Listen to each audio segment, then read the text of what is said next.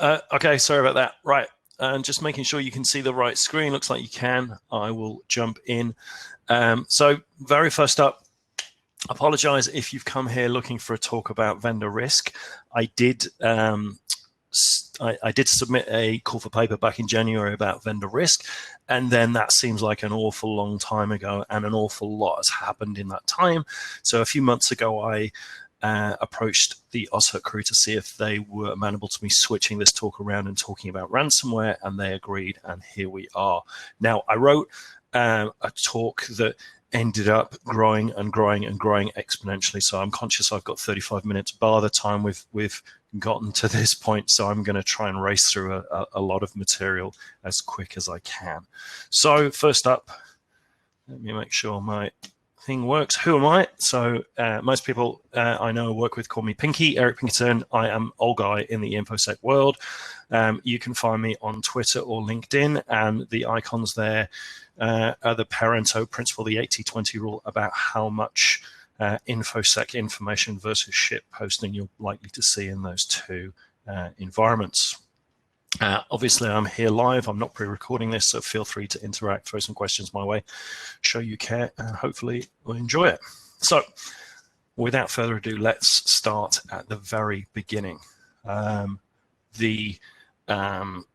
When was the beginning of ransomware? So essentially, we're going back to the wonderful year of 1989. That was the year that George Bush Sr. was sworn in, the year of the Tiananmen Square massacre. The Berlin Wall comes down, and Bond Uni opens its doors in the Gold Coast for the first time, and enter stage left this chap. This is Dr. Joseph Popp. He's a Harvard-educated evolutionary biologist, and he had the bright idea to send 20,000 floppy disks to the delegates of the World Health Organization's conference on AIDS. And the delegates who ran this software were infected by what came to be known as the AIDS Trojan, because of the name of the conference, or PC Cyborg, and received a screenshot along these lines. It was a pretty janky piece of code. It modified the autoexec.bat file on your computer, and each time you rebooted it, set a counter, and when that counter hit 90 times, it encrypted your file allocation table. And in order to get your computer back and working as you want it, you had to send a banker's draft for $189 to a PO box somewhere in Panama. Now, Dr. Popp was a much better evolutionary biologist than he was a malware writer. And of course, there were a lot of programs that came out very quickly that showed it was very easy to recover your data without paying $189. And the details were a little bit sketchy, and we don't really know how much money people sent, but it's unlikely he recouped the cost of the sheer cost of mailing out 20,000 floppy disks. He has this story, or he had the story at the time, that his plan was to raise money to donate that money to AIDS research, and he was certainly involved in AIDS research. And unfortunately, his OPSEC was about as good as his coding, and he was summarily arrested in the US. He was extradited to the UK to face charges. But when he arrived in London, he began exhibiting really weird behavior. And according to the British press at the time, he took to wearing condoms on his nose. He wore a cardboard box on his head, and he put curlers on his beard to ward off the threat of radiation. And of course, the POMs kind of reminded me of this guy. The POMs got fed up of this, and in about November 91, they just shipped him back to the US, where he kind of lived out his days scot-free. The sad ending is, unfortunately, he died in a car crash in 2008, so he never really got to see the legacy of his career come to the fruition that it is today. The after story was in about 96. Some, I'm guessing, bearded, sock-wearing, sandal-wearing academics who were working with the IEEE published a white paper where they went through his ransomware and explained that the problem was that he'd used symmetric cryptography, not public key encryption. And had he used public key encryption, it would have been a much more effective way. So great guys for giving the malware or authors of tomorrow some cool hints on how to do it better. Now, from the AIDS Trojan in '89, it was pretty quiet. We start seeing a few more attacks pop up in the sort of early 2000s. But they're all pretty flawed, as any ransomware, any ransom attacker will tell you. The tricky part is getting away without getting the money without getting caught. But at the same time as this was happening, we're seeing the development of the early parts of cryptocurrency. And of course, just in sort of December, January 2008, 2009, Bitcoin becomes to fruition, and we start reading about, there was the chap who paid 10,000 Bitcoins for a couple of pizzas. We saw Silk Road come about. So now we have the convergence of these two worlds. And on the September the 5th, 2013, a lot of people woke up to a screen that looked a bit like this. And this is what most people see as the definitive beginning of crypto malware. So CryptoLocker was the first crypto malware attack that worked because it married the concept of ransomware with public key encryption using AES and RSA private keys that were stored on the criminal's infrastructure. And of course, now we have this easy method with which to pay that was well enough understood that people could actually go and pay. Now, we don't know what percentage of people actually paid. There was a survey by University of Kent that where 41% of the people who claimed to be victims said that they decided to pay the ransom, which seems like a really high number. Most of the theory and most of the thinking about that time, it was less than 3%. But regardless of what the percentage was, it was so successful that the crew behind it had to adjust the price for the decryption. So it was $100 in this in Bitcoins in this screenshot. What they were doing is they were asking for Bitcoin, and they had to go from 2 Bitcoin down to 0.03 Bitcoin within a couple of days, because the price fluctuations in the Bitcoin exchange rate was so changed by the amount of people who were buying Bitcoin in order to pay off their ransom. Now, looking at the researchers subsequently think they netted about $3 million US off the back of this attack, and we still don't really know who they were. Popular theory was a guy called Evgeny Bogachev, because his game over Zeus botnet was one of the means of distribution.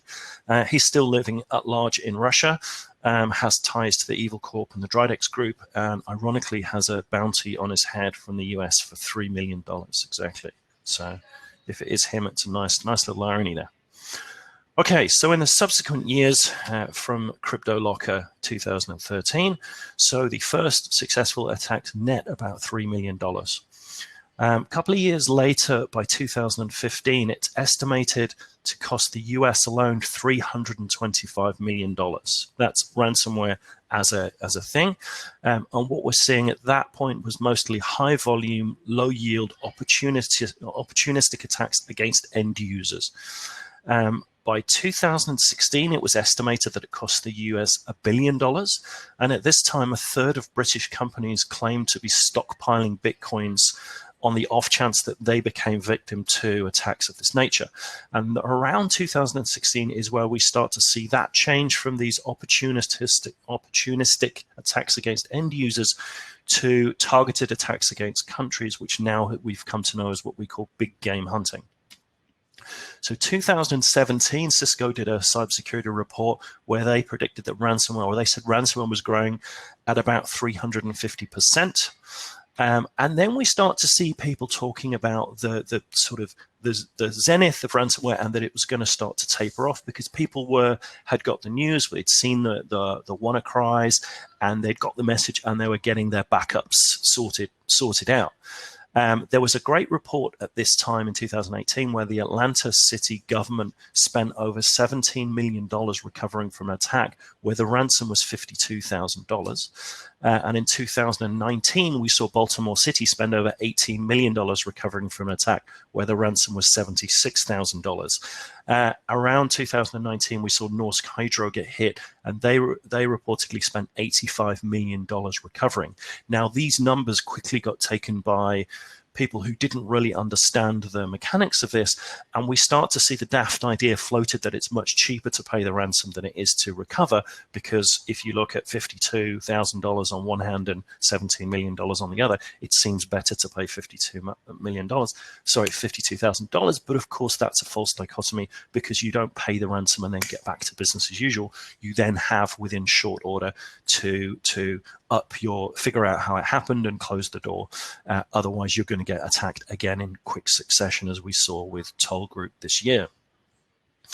In 2020, the average ransom is reported at $84,000, but that's a completely nonsense statistic, because organizations now don't choose a random amount that they think you'll pay based on what everyone else pays. What they'll do is they'll go and do research on your organization. They'll work out what your kind of overall business worth is using things like Zoom info, and they will calculate an amount that they think you will pay based on some algorithm around how much they think it will cost you to pay for things like the PR fallout and the reputational damage and the cost of recovery and so on and so forth. So it's predicted now that ransomware is $1 trillion industry.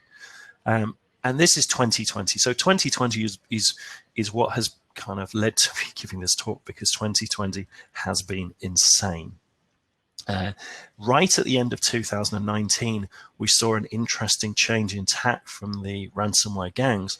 And what happened is they went from encrypting the information on the basis that they were hoping you wouldn't have a decent backup. And of course, by the end of 2019, most organizations had their backups pretty good. They'd gone and spent a fortune on really cool offsite backups. They'd got their silver bullet, and overnight the attackers changed, and suddenly we weren't hunting werewolves anymore.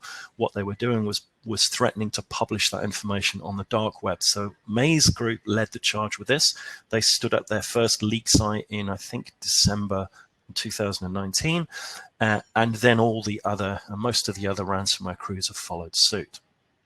So in January this year, we saw Netwalker, their debut, where they hit Toll Group, and TravelX were hit by Revel.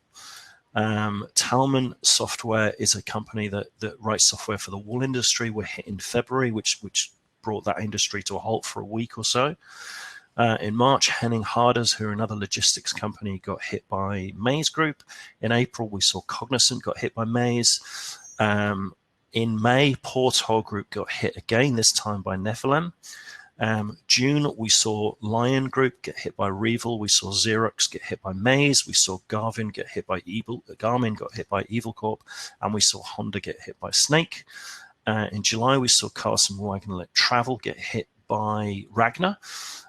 August, we saw Canon, LG, Regis Healthcare, Carnival Cruises, all be hit by these types of gangs. And in September, we've seen Equinix already. And everybody's fear, what everyone's asking at the moment is, could we be next? And for a lot of organizations, unfortunately, the answer is you very well could be. What is interesting is there's this idea, we don't know how many people pay these ransoms. There's no accurate statistics, and realistically the only people that can tell us how many people pay and how much they pay are the attackers themselves, and they're not forthcoming on that type of information. I've heard as much as 70% of people are paying ransoms, which again seems very high to me, but what we do know is a lot of organizations are paying. And if we actually go back to this, the ones that I've highlighted in red are the ones that we know that they've paid. Often there's a clue that an organization, whether they divulge how much they've paid or what they've paid, often there's a clue because the information will disappear from the leak sites. This is interesting with Equinix, as Equinix got hit by the Netwalker crew, and there is no information about Equinix on Netwalker's leak site at the moment, which is an indication that they're probably in negotiations to pay, which doesn't mean that they will pay. They might just be stalling for time, but it's hard to hide the fact that you've paid if you indeed pay.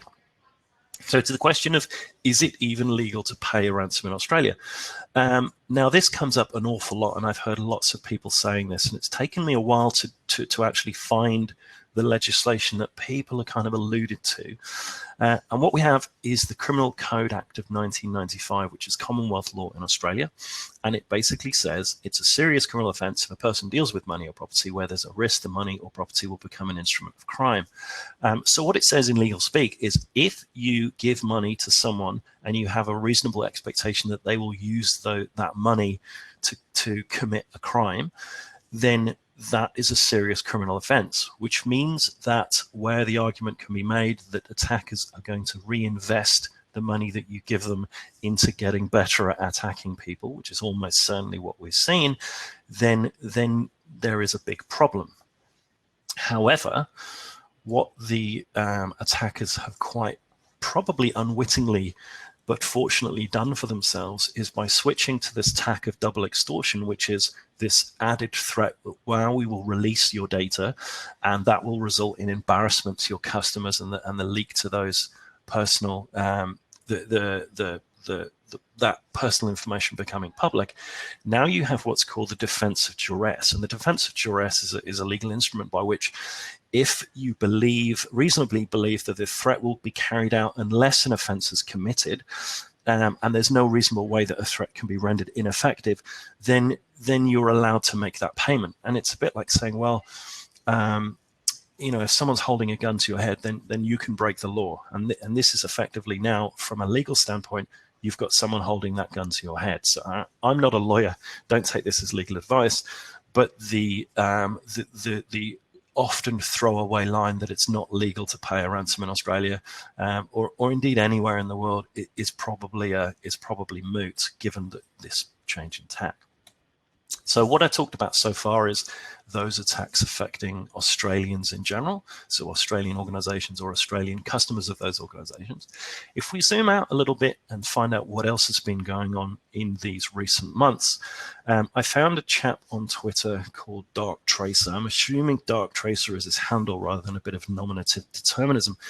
He kindly allowed me to use the spreadsheet he's published on Twitter, which is an analysis that he's done of about 514 separate attacks, which are broken down by 14 prominent groups or gangs.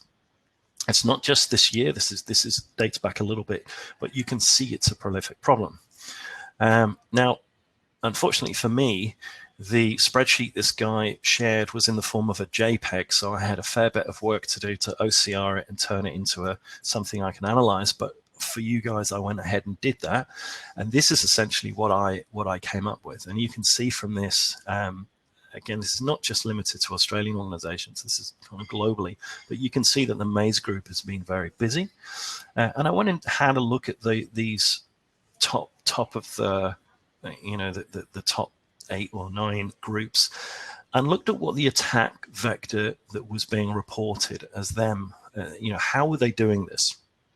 And you start to see some common patterns. So spear phishing, brute forcing, and password spray attacks against RDP.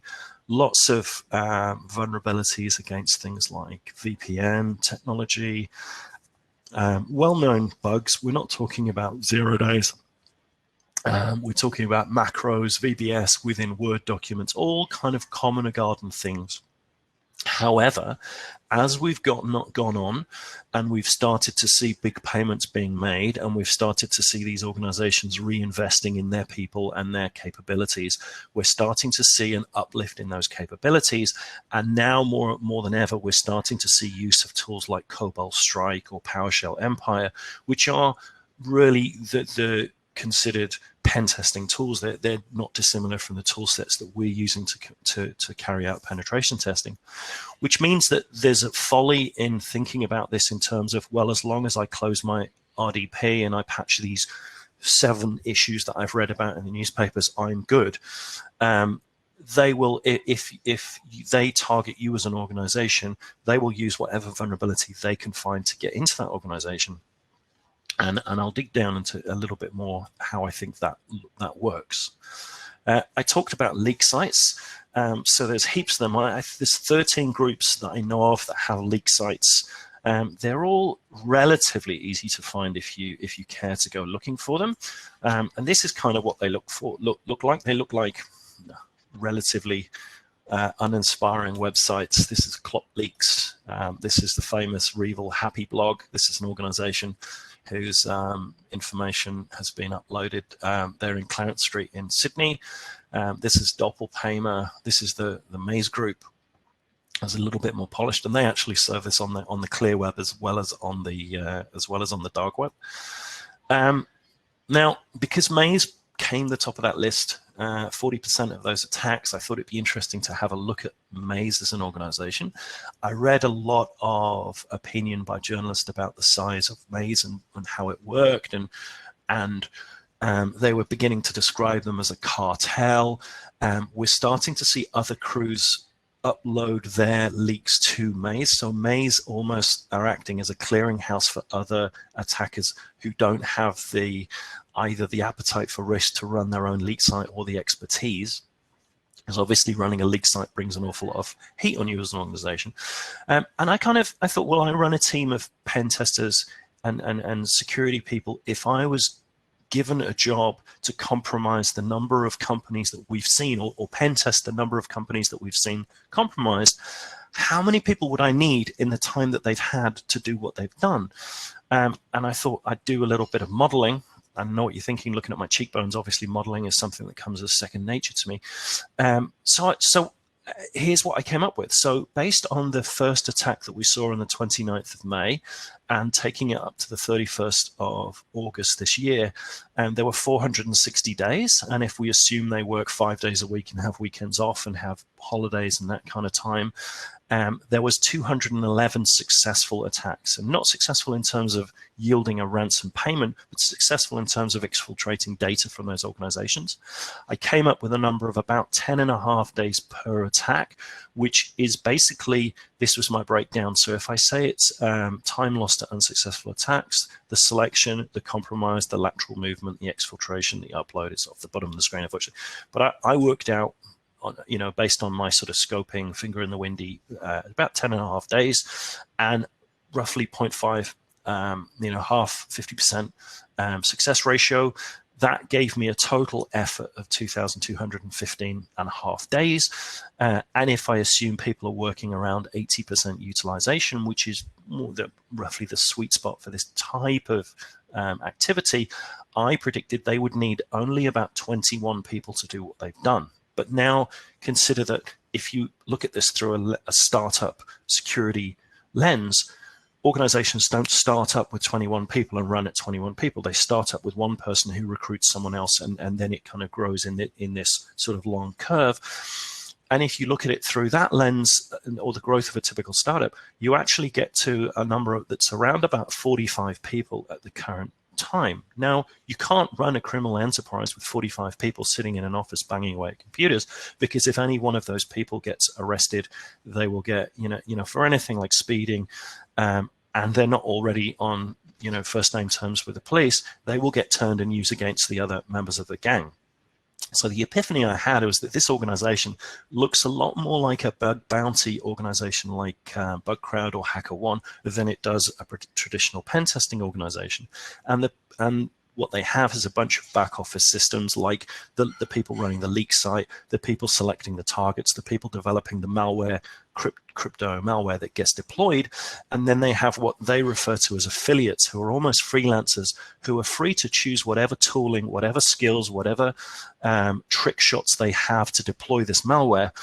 And they will be given a list of organizations that are selected based on that Zoom info reconnaissance. These are the organizations you will go and target. They may even be given an industry vertical or a geographic location, and they will go and find the vulnerability, get into the organization, move laterally, deploy the malware, have the ransomware demand pop up on the screen, and the data then gets sent to the parent organization, who then publish and handle the communications, the negotiations, and the support if the organization pays up. And this is generally how I think this works. I was going to dig down into Revil and what their story was. I'll gloss over it quite quickly because of time constraints. But essentially, what happened with Revil, and Revil were the guys that popped Travelex the first time and Lion in Australia. In March, they popped a organization in the US called 10x Genomics. And that was an organization that was doing research into COVID-19. And that drew an awful lot of ire against them as a team from the other cyber criminals on the XXS forum, which is a Russian-speaking cybercrime forum, because an awful lot of the ransomware crews had made quite bold statements that they were not going to touch hospitals and organizations doing that kind of research. And a lot of organizations have published statements on their leak sites saying, we will not target hospitals. And if you are a hospital or you're working in the space and you do get ransomware, we will give you the keys for free. So Revil kind of really pushed against the tide with this. And that ire extended to a guy called Viva Muerte, who began extorting Revil, saying that he was going to dox them and release their identities, which all tied back to some bad blood that he had with the leader of the Revil group over some work he'd done developing malware that he felt he hadn't been paid for. So Revil, rather than backing off and lying low for a little bit, what they do is they go and hack an organization called Grubman, Shire, Zellers and Sachs, which is the law firm to the stars. Every famous person in the US you've ever heard of, from Donald Trump to U2 to Bruce Springsteen, Madonna, you name it, who worked with this law firm, suddenly realized that a lot of the information client privilege information that this law firm had been released. And it's estimated that they exfiltrated a terabyte of information and then issued a $21 million demand to the Alan Grubman, who ran this law firm. And then, just for fun, released all of the data pertaining to Lady Gaga as a proof of life to show this is what we have. And of course, Grubman wasn't going to hand over $21 million and made this very bold statement saying, we're not going to pay you because you're probably going to release the data anyway. And we've been told by the FBI that negotiating with terrorists is a violation of federal criminal law. So he was implying that the FBI had branded Revil terrorists. The FBI have since kind of rolled that back and said, not really, they're not terrorists, which is probably good to hear. But in response to Grubman telling them to go and shove it, they basically increased the ransom to $42 million and then pivoted to that ransom to Donald Trump and said, we have a load of embarrassing, dirty laundry on you, and if you want to win the next election, you should pay up. And then they released a bunch of information around Trump to prove that they had information about Trump, which all turned out to be completely harmless nonsense. And then what we see is the other members of the forum just calling them out for bluffing. And they then, not disconcerted, double down and hack another law firm. They're still going. You'd think they'd lie low or come back as a different name, but they hit Jack Daniels recently, and they're still trying to auction off Madonna's information on the dark web. How are we going for time? Are we good? This is Maxim Yakubets, leader of the Evil Corp, very high ties into the FSB in Russia, so untouchable, which is why he's able to do donuts around police station in his urban camo Lamborghini. Carlson Wagon-lit travel case I talked about earlier. This was interesting because there's a whole chat that has been published online where there's this very, very cordial discussion with Carlson and the Ragnarlocker guys negotiating the price. It's all very, very collegiate and cordial, which is absurd given the context of it. But what you realize is that these guys genuinely think they are kind of Robin Hood characters, robbing from the rich and giving to the poor. That's kind of how they're squaring it in their mind. What they finally wind up with for $4.5 million is the most expensive penetration test report in the history of InfoSec, which is here, which is clearly hasn't been peer reviewed and not something we would send out. I'll dig into that in a little bit. But yeah, pats on the back all round. What a great professional you've been.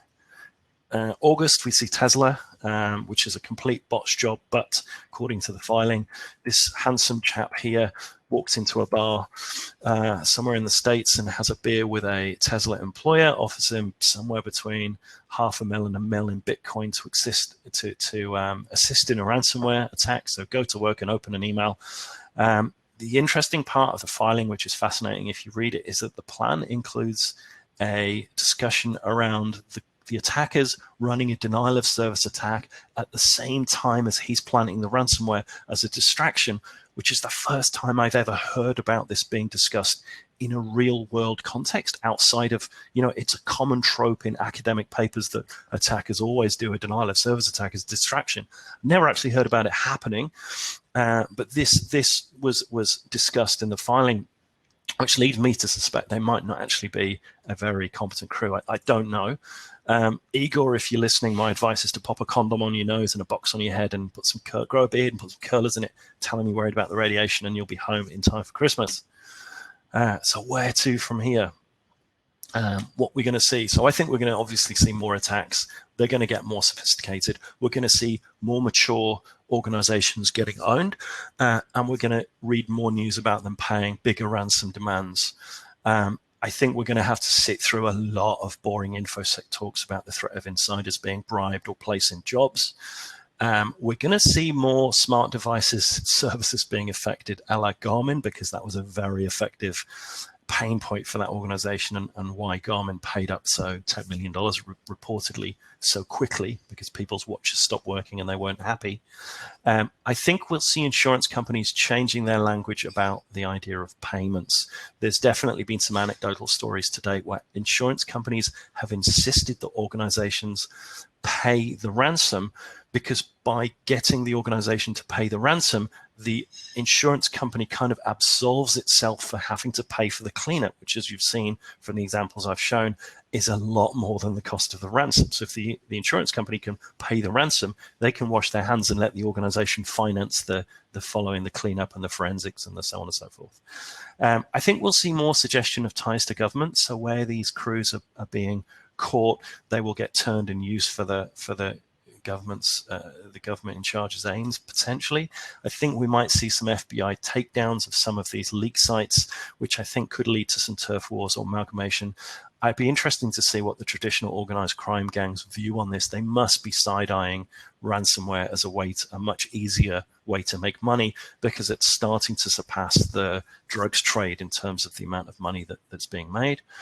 And if we do see the FBI taking down and arresting and extracting these people, I think that vacuum is likely to be filled by even more aggressive and less honorable REvil-style attackers who haven't really got any ethics. Digging down into this, I wanted to end on what do we do about this, digging down into Ragnar's pen test for CWT. In security language or consulting language, what this eventually translates to is use a GPO to roll out some decent policies for your local machines, update everybody's password, force everyone to update their password once a month, which I think is probably one of the more painful recommendations I'd be pained to make. Adopt the concept of least privilege, something we put on a lot of our reports. Do application whitelisting. Yeah, easier said than done, but it goes a long way to help this. An AV is SO 2000, go and get EDR and an MSSP. So all the stuff at the end where they're talking about, we suggest at least 3 system admins working 24 hours, 4 admins working 3 shifts for 8 hours a day. What they're talking about there, they don't realize it, but they're talking about an outsourced managed SOC solution, which will go a long way to defeat this. My recommendations is, apart from all of those things, is number one, don't let this be you. The cost of prevention has just got a lot better than cure because of this specter of data being leaked. You could ask your favorite InfoSec consultant to give you some kind of ransomware readiness assessment. We're doing a lot of work in that space at the moment, essentially using things like the NIST CSF to show that your bases are covered comprehensively. It's not just about prevention. You do need to think about what happens if this does happen to you. Multi-factor authentication on all the things. do not expose RDP. Do not put up with people who argue that they can secure RDP. It can be done, but it's so hard. And we're seeing so many successful attacks through that vector. Patch and scan your IP, your public IP space regularly for vulns or misconfigurations. Don't have a situation where an unpatched box can sit on the internet for 3 months because nobody realized that there was already an any rule on the firewall. Use a secure email gateway. Don't rely on Office 365 to filter, an E3 license to filter malware coming in. Get an IR team or an IR retainer sorted out if you can. And obviously get good offline backups. But remember, backup is not your silver bullet. Number 2, have a crisis management plan for this and drill for it. So think about not just how you recover this information, but think about comms plans, think about the legal people, think about notifiable data breach. And I say to organizations, have a diverse crisis management team. Don't just have a load of middle-aged white guys in a room who all think the same way. Get a diverse team, and that's when you start to really get some good thinking around the stuff. Run some tabletop exercises and go through the thought process of what happens if you decide early on that payment is actually an option, that you want to negotiate, that if you do want to make a payment, how do you do that? Don't pay, obviously, standard advice, but if you must pay, if you want to go down that road, make sure you negotiate and make sure you are courteous and professional to the attackers, because they will burn you if they sense you're messing around or you're not respecting them. Have a comms plan in place and understand the nuances around good and bad comms. And lastly, get insurance and read the small print, make sure you're covered before you need it. So final slide, really, parting shot. I talked about using the NIST cybersecurity framework. I realized as I got to the end of this talk that there is a really obvious part of the CSF missing, and I'm going to propose this for the next version of the CSF, which is the addition of revenge. So this is where you get to stimulate remorse by telling the attackers a horrible sob story. You get to burn their techniques and their hashes and their files, upload everything you can to VirusTotal to make them work harder. Hack back if you've got the means and the resources. Don't hack back. Deploy deception technology. Collaborate with your peers. Share your message and your lessons learned. And just don't. Yeah, it's cathartic to not get not get hacked. And that's me. Questions if we have any. Right, here we go. How do we see the targets getting smarter? The organizations that are getting smarter are the ones that are looking at their peer organizations getting owned and taking this seriously and investing in proper cybersecurity. If you do, the reality is, if you do all the basics right, you quickly get to a point where the attackers will move on after a few days of not being successful. And getting that right is things like, the essential A, the application whitelisting, good awareness training, not having exposed RDP that hasn't been patched in 3 years.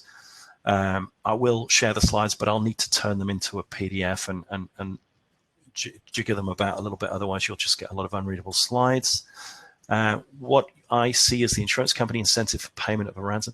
In short, what I'm saying is if you're on the hook, so cyber insurance has been through this weird life cycle where it was seen as a really burgeoning way to make money for the insurance companies.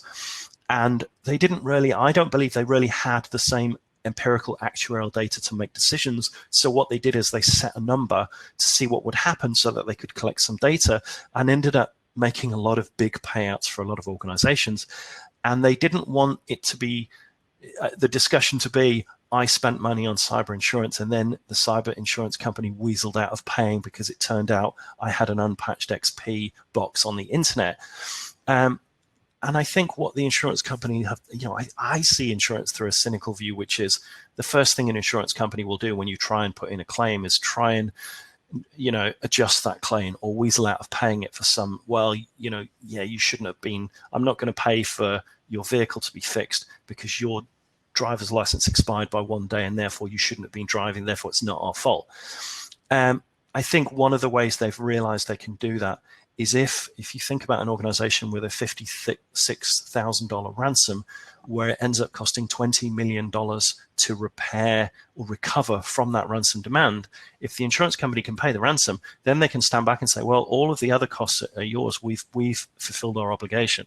Whereas if you don't pay the ransom and you sit back and you spend $20 million recovering, and then you can say, well, this is our loss, make me whole, then they're potentially on the hook. Again, I'm not an insurance person.